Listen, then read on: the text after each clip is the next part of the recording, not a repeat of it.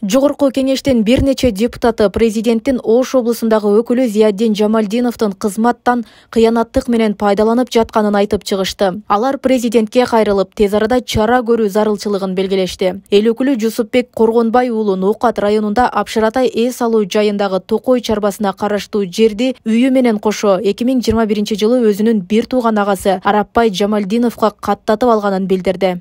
Чындык биринчи кезекте турат мен үчүн. Оштун губернатору Лесхоздун Апшыратайга караштуу жерин, үйүн кошо өзүнүн бир тууган агасына Жамалдинов Арапбайга оформить этип 2021-жылы Лесхоздун жерлерин алып алыптыр.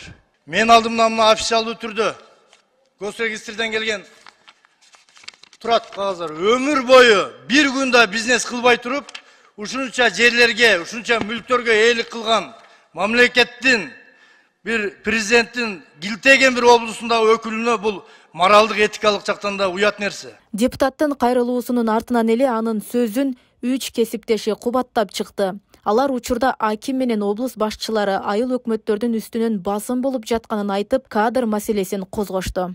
Ноокат районуга барып, Пулатов аймагындагы бир инвестор тарттык эле. Инвестор тартып ал инвесторлор бизге чоң мечит менен 2 садик, 2 медресе куруп беребиз деп долбоорго кол коюштук эле. Ошо долбоорго пут тосууларды кылып, ошол айылдын мечитинин имамын чакырып алып, аксакалдарды чакырып алып, ал жерде пут тосуулар кылып атат. Бизге дагы бир топ арыздануулар келип чыгып атат. Бир эле айтып кете турган нерсе, айыл өкмөттөргө, ошондой эле зам айыл өкмөттөргө чейин басым болуп атат. Факты менен айтайын.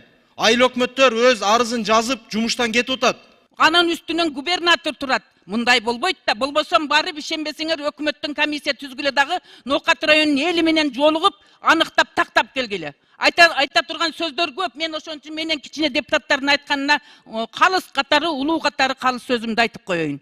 Парламентарийлер көтөргөн айыптоого президенттин Оштогу өкүлү дароо реакция жасап, журналисттерге айтылган дооматтар боюнча жооп берди. Президенттин өкүлү жеке мүлкүндө бир үйүнөн башка байлыгы жок экенин, ал эми аты аталган агасы көп жылдардан бери Токой чарбасынын жерин ижарага алып иштетип, мыйзамдуу колдоноорун да кошумчалады. Ана бүгүнкү күндө азыр текшерүүлөр башталса керек менимче.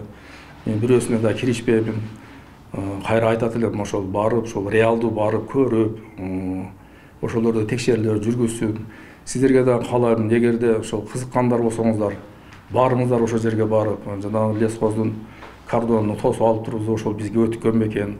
Ошолор боюнча маалыматтар алып келсеңиздер болот, мисалгачы. Башка мүлкүм жок. Туура менин машинам бар. Ал машинам ошол аябымдын атында катталган.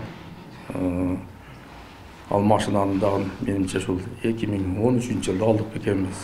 Ошол боюнча эле ошол. Анан айылда үйүбүз бар. Бул эми биздин ата жайыбыз. Ошол жерде өлкөдө апам жашайт.